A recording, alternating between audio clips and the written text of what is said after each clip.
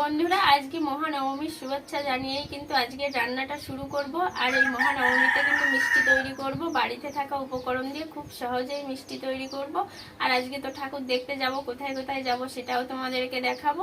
চলো বন্ধুরা কথা না বাড়িয়ে রান্নাটা শুরু করব। আর এই রান্নাটা ভালো লাগলে অবশ্যই তোমরা সাবস্ক্রাইব করবে, লাইক করবে, শেয়ার করবে।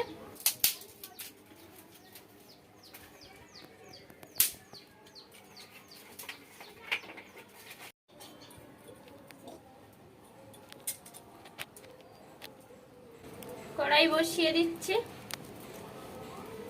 1 পোয়া গরুর দুধ নিয়ে নিয়েছি, কড়াইতে দিয়ে দেব স্বাদ মতো চিনি। চিনিটা তোমাদের পছন্দ অনুযায়ী দেবে, যে যেমন চিনি খেতে পছন্দ করো। আমি আমার পছন্দ মতো দিয়ে দিচ্ছি। 2টো এলাচ মুখ ফাটিয়ে নিয়েছি, দিয়ে দেব। তোমরা যদি মিষ্টিটা বেশি করে তৈরি করতে চাও তাহলে উপকরণগুলো অবশ্যই বেশি করে নেবে। আমি অল্প করেই তৈরি করে তোমাদেরকে দেখাবো। দেখো দুধে পাক চলে আসছে। এখন দিয়ে দেব সুজি। এখানে এই যে নিয়ে নিয়েছি সুজি। সুজিটা কিন্তু তোমরা ভেজেও দিতে পারো, আমি না ভেজেই দিচ্ছি।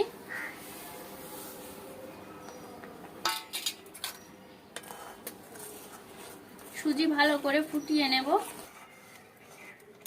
অনবরত নাড়তে থাকতে হবে যাতে তলাটা ধরে না যায়, খেয়াল রাখতে হবে। আর উনুনের আঁচটা খুব বেশি দেওয়া যাবে না। আমি কিন্তু খুব সুন্দর করে আমি যে জলটা আছে আমি শুকিয়ে নেব।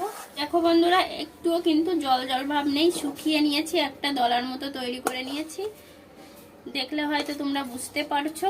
নামিয়ে নেব। নামিয়ে আমি একটু ঠান্ডা করে নেব। খুব সহজেই কিন্তু এই মিষ্টিটা তোমরা বাড়িতে তৈরি করতে পারবে। একটা খুব সুন্দর করে গোল করে নিয়েছি, রেখে দেব।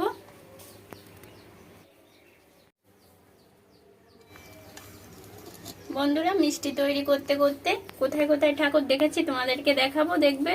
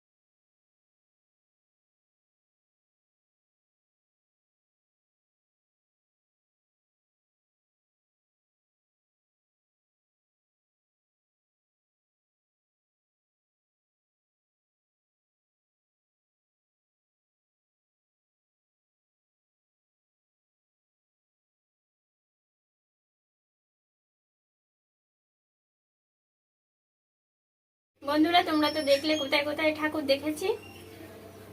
দেখো বন্ধুরা সবগুলো কিন্তু আমি রসগোল্লার মতো শেপ দিয়ে নিয়েছি। এখন দেখো এখানে নিয়ে নিয়েছি 10 টাকার দুধের গুঁড়ো, আমল দুধের গুঁড়ো নিয়ে নিয়েছি। তোমরা যে কোনো গুঁড়ো নিয়ে নিতে পারো। আর এভাবে করে আমি মিষ্টিটা দুধের ভিতরে দিয়ে নেব।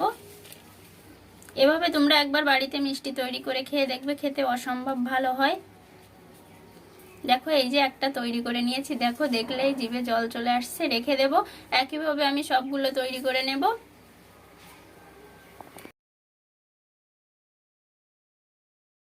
কতটা সহজভাবে দারুণ একটা মিষ্টি রেসিপি তোমাদেরকে দেখালাম।